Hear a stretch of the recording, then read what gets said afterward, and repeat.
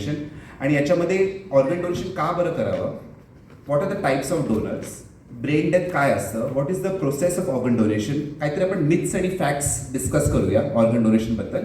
आणि त्याच्यानंतर आपण डोनर कार्ड काय असतो याच्याबद्दल आपण बघूया. आणि at the end of the day I talk a little bit about liver transplant and then my all other colleagues pulmonology आणि रिनलवाले किडनीवाले they will talk about the respective ट्रान्सप्लांट्स.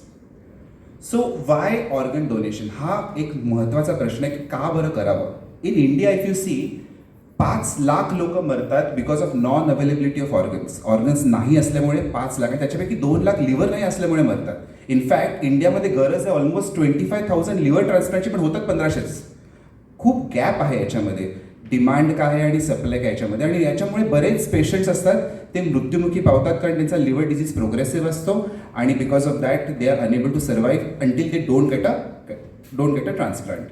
Face पण डोनेट करू शकतो. So medical technology is advance to that level where we can donate all these organs and improve the lives of multiple people and not just 8 but more than 8 people. 6 figure in liver transplants and more than 400 I guess in kidney transplants, and that is a major milestone that we have reached over the last 5 to 7 years. So liver transplants does transform lives, and it's not just the cost that the family has to bear. Kadi even government helps.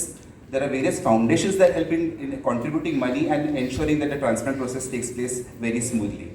Having said that, I would like to पण kidney लावताना काही गोष्टींचं matching करावं लागतं, जे लिव्हरमध्ये इतकं महत्त्वाचं नाही आहे, पण आजकाल तिथेही ते लोक मॅचिंग करतात. त्याच्यात 2-3 गोष्टी की लिव्हर ट्रान्सप्लांट आणि किडनी ट्रान्सप्लांट काय वेगळेपण आहे आणि कुठे प्रॉब्लेम येतो लिव्हर ट्रान्सप्लांटमध्ये आणि किडनी ट्रान्सप्लांटमध्ये काय डिफरन्स आहे ते तुम्हाला सांगायची इच्छा आहे. किडनी ट्रान्सप्लांट करण्यामागे 3 मोठे प्रॉब्लेम्स आम्हाला येतात. पहिला प्रॉब्लेम म्हणजे HLA मॅचिंगचा इश्यू, त्याच्याबद्दल मी तुम्हाला थोडं सांगेन. दुसरा आहे ब्लड ग्रुप वेगळे असण्याचा इश्यू, आणि तिसरा म्हणजे सोशल इश्यूजबद्दल तुम्हाला कल्पना आहे की डोनेशनबद्दल जी माहिती जगामध्ये पसरते आणि चुकीची माहिती जी पसरते त्यांनी बऱ्याच लोकांना प्रवृत्त होतं डोनेशन करण्यापासून. बरेच लोकांना वेगवेगळे गैरसमज असतात, कुठल्या व्हॉट्सअप फॉरवर्ड्समध्ये म्हणा, कुठल्या इन्फ्लुएन्सच्या माध्यमातून, कुठल्या न्यूजच्या माध्यमातून. तर ही इन्फॉर्मेशन करेक्ट इन्फॉर्मेशन पोहोचवणं आय थिंक तुमचं आणि आमचं काम आहे. पहिला प्रश्न आहे की HLA मिसमॅच. HLA काय आहे? HLA एक प्रकारचं प्रोटीन आहे, ते तुमच्या सेलच्या सरफेसवर असतं. हे मार्कर्स दिसतात तुम्हाला, ते HLA प्रोटीन्स आहे. हे सर्व प्रोटीन्स जे आहेत ते प्रत्येक माणसाकडे युनिक असतात. आणि हे प्रोटीन्स कुठून येतात? हे प्रोटीन्स तुम्हाला तुमच्या आई वडिलांकडून मिळतं. एक कॉपी आईकडनं येते, एक कॉपी वडिलाकडनं येते. प्रत्येक मुलाकडे एक कॉपी येते. आता प्रत्येक माणसाकडे 2 कॉपीज असतात. माझ्या वडिलांना त्यांच्या आई वडिलांकडून एक कॉपी मिळाली, अशा 2 कॉपी झाल्या. मला माझ्या वडिलांकडनं एक कॉपी मिळाली, माझ्या आईकडनं एक कॉपी मिळाली, अशा 2 कॉपीज मिळाल्या. तर ह्या कॉपीज जे आहेत ते युनिक असतात प्रत्येक व्यक्तीकडे. आणि हे 2 क्लासेस असतात जे आम्ही मेडिकली बघतो, ते क्लास 1 आणि क्लास 2, आणि ABC, DR, DP, DQ अशा प्रकारचे ते HLA और अँटीजन्स असतात. त्यापैकी 9 पेशंट्स आणि त्यांच्या किडन्या 5 वर्षाचा मार्क क्रॉस करतात, which is almost at par with the world average statistics. तसंच नवी मुंबईमध्ये जेव्हा हा प्रोग्राम चालू झाला त्यावेळी बऱ्याच गोष्टी प्रथमतः अपोलोमध्ये पहिल्यांदा ट्रान्सप्लांटमध्ये झालेल्या आहेत. त्याच्यामध्ये ब्लड ग्रुप वेगळं असलेलं ट्रान्सप्लांट सगळ्यात पहिले अपोलो हॉस्पिटलमध्ये झालं, नवी मुंबई एरियामध्ये. सगळ्यात पहिले स्वॉप ट्रान्सप्लांट. जसं मी बोललो की ब्लड ग्रुप वेगळे असतील तर कधी कधी आपण ब्लड ग्रुप वेगळे ट्रान्सप्लांट एकमेकांचे क्रॉस करतो. पण दुसरा ऑप्शन हाही असतो की जर एक पेअर AB आणि B चा आहे आणि दुसरा पेअर पण B आणि A चा आहे आणि विरुद्ध किडनीज किंवा विरुद्ध ब्लड ग्रुप हवे आहे, आपण क्रॉस करतो. इकडचा B इकडे देतो आणि इकडचा A इकडे देतो, जेणेकरून काय होतं की ब्लड ग्रुप इनकम्पैटेबल ट्रांसप्लांट की गरज नहीं पड़ता. देखोगे तो 1980s में ही किया है. आप अगर इंडिया की बात करो तो सबसे पहले लंग ट्रांसप्लांट 2012 में ही किया है. So it's hardly been 10-12 years की इंडिया में लंग ट्रांसप्लांटेशन स्टार्ट हुआ है.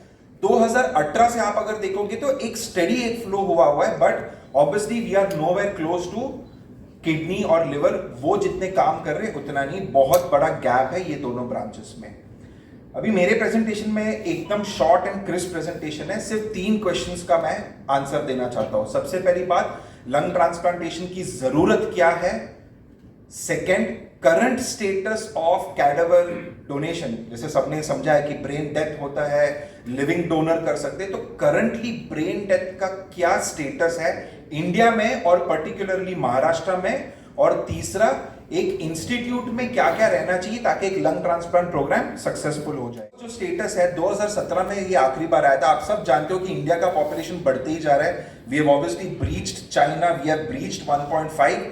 जितना हमारा पॉपुलेशन बढ़ रहा है उतना ही क्रॉनिक रेस्पिरेटरी डिजीजेस बढ़ रहा है इंडिया में। एवरीवन नोस कि पोल्यूशन का क्या स्टेटस है और सारी बीमारी का क्या है। अगर आप देखोगे तो पूरी वर्ल्ड में सिर्फ इंडिया एटलीस्ट 16% कंट्रीब्यूट करता है। लेकिन मजे की बात यह है, एक ट्विस्ट इसमें है कि डेथ्स आप अगर देखोगे because of lung diseases India में ऑलमोस्ट 30, मतलब पूरी वर्ल्ड का 1/3 deaths because of respiratory diseases actually India में हो रहा है। मैं जानता हूं कि हम सब लोग हमेशा नंबर 1 रहना है हर चीज में, but this is not a statistic which all of us should be proud of. जितने भी क्रॉनिक रेस्पिरेटरी डिजीजेस है, all of them need a transplant. मैं ऐसा भी नहीं बोल रहा कि उनमें से कुछ गिन चुन के सिर्फ 10 या 12%, ऐसे भी नहीं है, बिकॉज जितने भी क्रॉनिक रेस्पिरेटरी डिजीजेस प्रेजेंट है ये सारे डिजीजेस प्रोग्रेसिव होते हैं। तो अगर आज नहीं तो कम से कम 1 या तो 2 या 3 साल के अंदर ये पेशेंट्स को हमेशा एक लंग ट्रांसप्लांट की जरूरत होता है। तीसरा जो मेरा स्टेटमेंट है वो सबसे इंपॉर्टेंट है। आई थिंक डॉक्टर सोनावने साहब ने उनका प्रेजेंटेशन में बहुत ब्यूटीफुली एक्सप्लेन किया है कि डोनर्स जो है वो 2 प्रकार के होते हैं। एक लिविंग डोनर होता है और एक ब्रेन डेड होता है। सो लिविंग डोनर जैसे किडनी लिवर में, जैसे सर ने एक्सप्लेन किया कि आप पहले रिलेटिव से बात करते हो, फैमिली में आप स्क्रीन करते हो। Brain death is exclusively done for lung transplantation. हम अब तक लंग्स में कोई भी लिविंग डोनेशन नहीं कर सकते हैं। ये इसके लिए नंबर्स जो है लंग्स का काफी कम है। अभी मैं सेकेंड पोर्शन में जाऊंगा कि आप अगर स्टैटिस्टिक्स में अगर देखोगे, ये MOHFW का जो वेबसाइट जो है, जो ऑफिशियल जो गवर्नमेंट ऑफ इंडिया का जो वेबसाइट है, अप टिल 2023 जो डेटा अवेलेबल है कि पूरा इंडिया में कितने कैडेवर्स आए हुए, तो आप लास्ट कॉलम जो रेड में जो लिखा हुआ है, लाइट ब्लू में कि 1099, मतलब एक साल में 2023 में हार्डली 1100 कैडेवर्स सारे स्टेट्स को कंबाइन करके ब्रेन डेड कैडेवर्स मिले हैं। वीकनेस काय आहे की किडनी ट्रान्सप्लांटमध्ये आपण जुनं किडनी खराब झालेलं काढत नाहीये, हे एक मिथ आहे। आणि बऱ्याच लोकांचं सगळं असं लागतं आहे की आमचं पेशंट किडनी दिल्यानंतर अधू होणार। अरे अधू वगैरे काही होत नाही। 2 किडनी असतात, एक किडनी दिल्यानंतर काही होत नसतंय। किडनी असंच आपण काढून घेत नाही कधी पण। किडनीचं बरंच आपण टेस्ट करून तो पेशंट दिल्यानंतर परत त्याला किडनीचा कधी प्रॉब्लेम होणार नाही असं ज्यावेळी आम्हाला समजतंय त्याच वेळी आपण किडनी घेतो। ऐसा नहीं किसका भी उठा के किडनी ले लिया। ऐसे पेशेंट के मन में बहुत ऐसी शंका रहती है, किडनी दिया तो मैं तो आधा हो गया, अपंग हो गया, ऐसा नहीं रहता है। वही एक मिथ मैं आपको मीडिया के सामने बताना चाहता हूँ कि ऐसा कभी कुछ नहीं होता है, क्योंकि बाकी सब मेरे फ्रेंड्स ने बात किया है कि कैडावर ट्रांसप्लांट को तो बहुत जरूरत है कैडावर, लेकिन इतना अवेयरनेस किधर तो हम लोग कम पड़ते हैं, इसलिए उसका अवेयरनेस कम होने से इतना ऑर्गन डोनेशन नहीं होते, तो उसको हम लोग लाइव से कर सकते हैं। तो किडनी में एक बहुत अच्छा मीन्स ये है कि live patient can donate kidney. ऐसे हार्ट में देखो या लंग में देखो या किसी और ऑर्गन में, लिवर एक दे सकते हैं, बट बाकी सब में live person can not donate, but kidney एक अच्छा ऐसा है कि live person can also donate. तो इसमें वो जो मिथ रहता है ना, सबको ऐसा लगता है कि मैं किडनी दे दूंगा तो मैं तो अपाहिज हो जाऊंगा, तो ये मिथ मैं आप सबके जरिए से बताना चाहता हूँ कि कोई अपंग वगैरह नहीं होता है। किडनी 18 साल के बाद 19-20 साल के बच्चों ने भी दिया है, उनका बाद में शादी हुआ, बच्चे हुआ, फीमेल्स का, लड़कों का भी कुछ प्रॉब्लम कभी नहीं आया है। तो यही बस आपके जरिए से बताना चाहता हूँ ऑर्गन डोनर अवेयरनेस के। आणि डॉक्टर अमोल कुमार पाटील दोघांनी अतिशय व्यवस्थितपणे तुम्हाला एक्सप्लेन करून सांगितलं की ऑलमोस्ट सुरुवातीपासून जवळजवळ 420 ट्रान्सप्लांट झालेले आहेत। आमचे रिझल्ट्स खूप चांगले आहेत। आम्ही बऱ्याच कॉम्प्लिकेटेड प्रकारचे ट्रान्सप्लांट्स आतापर्यंत झालेले आहेत। त्यामुळे आणि असं म्हणाल number speak for themselves, 400 transplant ही काही छोटी गोष्ट नाही आहे। आणि एवढंच आहे की ट्रान्सप्लांटचा ॲडव्हान्टेज असा आहे की डायलिसिसपेक्षा transplant is any time better. तुम्हाला जी क्वालिटी ऑफ लाईफ मिळते किंवा तुम्हाला जे length of life, quality of life मिळते, दॅट इज अनमॅच्ड। म्हणजे तुम्ही ॲक्च्युली एक नवीन लाईफ सुरू करता। त्यामुळे अपोलो हॉस्पिटलमध्ये आमचा हाच प्रयत्न राहतो की सगळ्यांना ज्यांचं डायलिसिस चालू आहे किंवा ज्यांना almost chronic kidney disease stage 5 diagnosis झाले आहे, त्या सगळ्यांना ट्रान्सप्लांटची संधी मिळावी, आयदर थ्रू लिव्हिंग डोनेशन किंवा थ्रू ब्रेन डेड डोनर्स। आणि ट्रान्सप्लांटमुळे आम्ही एवढे ट्रान्सप्लांट केलेत आणि एवढे सक्सेसफुल ट्रान्सप्लांट्स आहेत, म्हणजे तुम्ही 5 वर्षाचा डेटा डॉक्टर अमितने दाखवला तुम्हाला, ऑलमोस्ट 90% सर्वायवल फॉर ऑर्गन आणि as well as patient survival. Hemodialysis or they can go for transplant. So अभी all over the world standard of care end stage kidney disease के लिए it is not hemodialysis, it is kidney transplant, क्योंकि इससे देखा गया है कि both quality of life और duration of life में dramatic improvement होता है. And as nephrologists we see first hand how patients, you know, they transform from patients who are unwell, who are sick, who are dependent on machines to people who actually can lead very good productive lives और उनको basically dialysis machines पे निर्भर नहीं रहना पड़ता है. And we have a very good team here, and it's a very rewarding thing to be part of a team which plays such an important role in transforming lives. कई बार ऐसे लोगों को मिसकंसेप्शन है कि पोस्ट किडनी डोनेशन डोनर्स को कोई problems हो सकते हैं. जैसे डॉक्टर अमोल कुमार ने बताया इसके पहले, हम डोनर्स के बारे में we are very very strict. ये एंटायर डोनेशन प्रोसेस में when it comes to living donors हमारे पास बहुत स्ट्रिंजेंट क्राइटेरिया होते हैं, उनके बहुत टेस्ट किए जाते हैं, and only when we are completely satisfied कि डोनर्स को आगे जाके कोई प्रॉब्लम्स नहीं होंगे, it is only then that they are. Donation, but I would like to know about limb donation. Recently also there had been a story of during Raksha Bandhan when a girl from Mumbai who had received hand of a 9-year-old girl from Gujarat. She had gone to visit that family.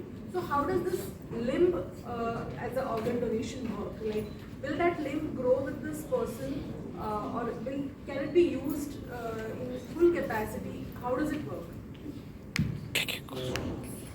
Unfortunately, here nobody is a limb transplant surgeon, okay, or limb transplant physician. I am being a surgeon, I know little bit about that. I can explain you. Okay, limb transplant surgery में क्या होता है actually कि match उसमें भी same करते हैं हम लोग, मैचिंग टेस्ट वगैरह सब करते हैं. It may not be functioning up to 100% of what you normally do, but definitely one is cosmetic. Second is there are definitely good functional outcomes it up to 60 to 70%, not 100%. Okay, the limb movements and all are, there will be some restrictions, but definitely 60 to 70% is a good successful rate compared to not having in hand. Okay, and this is now both upper and lower limb transplants have been done. Unfortunately, our program is not yet extended to the limb transplant. We are doing bone marrow, a lot of other transplants we are doing everything, but bone definitely will start soon. Okay. Sir, जिसके दोनों kidney खराब है तो उसको मतलब जल्द से जल्द क्या करना चाहिए? दोनों किडनी खराब हो गए तो फर्स्ट ऑप्शन है डायलिसिस. वो तो डॉक्टर अमित या डॉक्टर रविंद्र अच्छा से एक्सप्लेन करेंगे. जब पूरा ही दोनों ही अगर खराब हो जाते हैं तो डायलिसिस करना है या ट्रांसप्लांट करना है, वो दोनों ऑप्शन उनको एक्सप्लेन किया जाता है कि कौन सा बेस्ट ऑप्शन है. अभी इसमें हम लोग उसको बोलते हैं प्रीएम्प्टिव ट्रांसप्लांट. कभी जब भी दोनों किडनी खराब हो गया लेकिन अभी तक डायलिसिस की जरूरत नहीं पड़ी है, किडनी खराब होना यानी मतलब हम लोग सीकेडी को स्टेज में बता देते हैं. फिर वो जब एंड स्टेज रिनल डिसीज में आता है, जब उसको डायलिसिस के बिना दूसरा कुछ ऑप्शन नहीं है, तब तो ट्रांसप्लांट एक ऑप्शन आता है. म्हणजे ज्यावेळी आपण लिव्हिंग डोनेशन करतो ना, ओके, म्हणजे आता किडनी ट्रान्सप्लांटचा फायदा म्हणजे ॲडव्हान्टेज एक, तुम्हाला 2 किडनी दिलेल्या असतात आणि एका किडनीवरती तुमचं आयुष्य अगदी अतिशय सुरळीतपणे चालू शकतं. आपण ज्यावेळी लिव्हिंग डोनेशन करतो, ज्यावेळी तुमच्या घरातल्या म्हणजे तुमच्या कुटुंबियाकडून ज्यावेळी आपण किडनी घेतो, त्यावेळी आम्ही डोनर्सच्या किंवा अवयवदात्याच्या एवढ्या टेस्ट करतो, म्हणजे त्या टेस्टचीच कॉस्ट जवळजवळ एक 75,000पर्यंत होऊन जाते. त्या टेस्ट एवढ्यासाठी करतो की कुठेही कुठल्याही दृष्टीने डोनरला काही पुढे जाऊन धोका नको, म्हणजे ऑपरेशनच्या दरम्यान किंवा सर्जरीच्या दरम्यानही डोनरला काही धोका नाही झाला पाहिजे आणि पुढे जाऊनही डोनरने किडनी दिल्यामुळे त्यांना पुढे जाऊन ब्लड प्रेशर होणं किंवा त्यांना किडनीचे प्रॉब्लेम्स सुरू होऊ नये यासाठी खूप टेस्ट करून मगच आम्ही आपण अवयवदाता सिलेक्ट करतो. त्यामुळे कुठल्याही प्रकारे डोनरला कधीही आपण रिस्कमध्ये आणत नाही. आणि म्हणजे वजन जास्त असेल तर आपण वजन कमी करायला लावतो, जर थोडं ब्लड प्रेशर असेल तर ब्लड प्रेशर कंट्रोल करतो. त्यामुळे दुसरे काही आजार आले त्यांना तर त्या आजारांचे व्यवस्थित निदान करून त्याचं ट्रीटमेंट करून मगच पुढे डोनेट करतो. आणि जर अगदी ते फिट नसतील किंवा त्यांना जर रिस्क असेल तर आपण मग त्या अवयवदात्यांकडून किडनी घेत नाही. ट्रांसप्लांट और डायलिसिस में एक बहुत एक इम्पॉर्टेंट डिफरेंस है कि आप जब ट्रांसप्लांट पे डायलिसिस पे रहते हो तो आप ये ट्रीटमेंट इसलिए ले रहे हो कि आप मरो नहीं, और ट्रांसप्लांट जब करते हो तो आप ट्रीटमेंट ले रहे हो कि मुझे जीना है। ये डिफरेंस बहुत मूलभूत डिफरेंस है, लेकिन इसका अर्थ बहुत होता है कि मुझे मरना नहीं है इसलिए मैं डायलिसिस कर रहा हूँ, और मुझे जीना है, कुछ करना है, इसलिए मैं ट्रांसप्लांट कर रहा हूँ। ये ट्रांसप्लांट करके आपको जो कैपेबिलिटी वापस आ जाती है, जैसे भगवान ने आपको 2 किडनी के साथ भेजा था, उस लेवल तक आप वापस पहुंच सकते हो। फैमिली लाइफ, पर्सनल लाइफ, 3 बार डायलिसिस नहीं करना है, जॉब का सिक्योरिटी, क्योंकि अभी आप 6 दिन जॉब जा सकते हो, 3 दिन आना जाना खर्चा, और डायलिसिस का खर्चा एक रफ एस्टिमेट निकालते हैं तो डायलिसिस में अगर आप 2 साल रहते हो तो जितना खर्चा आप टोटल उसके ट्रीटमेंट में लगाते हो, अभी डायलिसिस में सिर्फ डायलिसिस का खर्चा नहीं है, दवाइयाँ है, टेस्ट है, फॉलोअप्स है, बीच में हॉस्पिटलाइजेशन हुआ तो उसका है, आना जाना है, आपके साथ एक कोई व्यक्ति आएगा जाएगा, उसका टाइम, उसका पैसा, ये आप पैसे में नहीं तोलते, ये आप भूल जाते हो।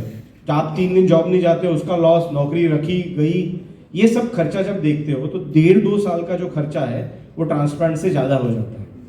2 साल के बाद अगर डायलिसिस पे हो तो ऑलरेडी आपने ट्रांसप्लांट से कोई भी अपोलो के जैसे लेवल के हॉस्पिटल में भी आप आए तो भी आपने 2 साल में जितना खर्चा किया उसमें आप अपोलो में ट्रांसप्लांट करके जा सकते थे। दूसरी बात, कोई भी चीज़ में जब आप पैसा कट करने की बात करते हो तो पैसा कट कहाँ होता है, कहाँ से पैसा कट होगा?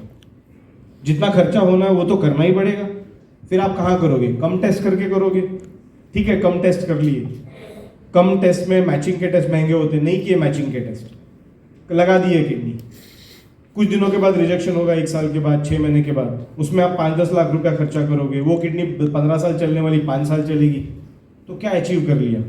कुछ चीज़ें पैसे में तोली नहीं जानी चाहिए। उसका रीज़न है, आप अपने घर में अगर आप घर बना रहे हो तो सीमेंट ज़्यादा खर्चे का है तो आप क्या कम क्वालिटी का सीमेंट लगाओगे? 10 साल के बाद वो घर में क्रैक्स नहीं आएंगे। आपको ये चीज़ देखिए, भारत में ट्रांसप्लांट्स बहुत कम होते हैं बिकॉज डोनेशंस नहीं होते हैं, डर के मारे बोलिए, जो भी बोलिए, सबको एक ही मौका मिलता है, इट्स ओनली 1 चांस। वो एक ही चांस ना, जैसे शादी होती है वैसे एक ही चांस में वो ठीक से होनी चाहिए। एक बार वो डिवोर्स हो गया, झगड़ा हो गया ना, तो फिर वो लाइफ टाइम का प्रॉब्लम है।